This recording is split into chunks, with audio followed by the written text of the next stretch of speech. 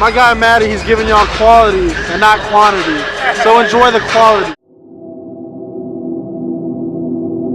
My boy Daniel Wattis from the Retro Closet. Daniel, can you just talk to the people and just tell them like how you started your whole thrifting and everything like that, and how it's kind of changed like in the past years? Yeah, man. I started off at flea markets. I would go to flea markets a lot, at Buzzies and New Braunfels, stuff like that. And I would always look for kind of old jerseys is what I started with, old video games and stuff like that. I've always been into 90s culture. It's always been my thing. I grew up in the 90s. I had older siblings. So I got kind of all this stuff from them. And then I transitioned into thrifting. My mother-in-law kind of got me into the thrift stores. So yeah, man, ever since then I've been thrifting. But it's definitely changed since I started, which was like 6, 7 years ago is when I actually went full into try to find stuff.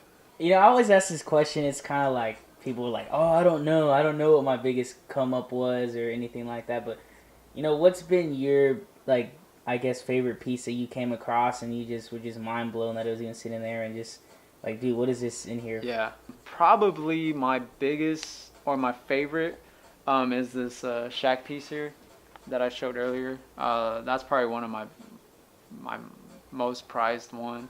Another one is the vintage Guess shirt that I found, the long sleeve.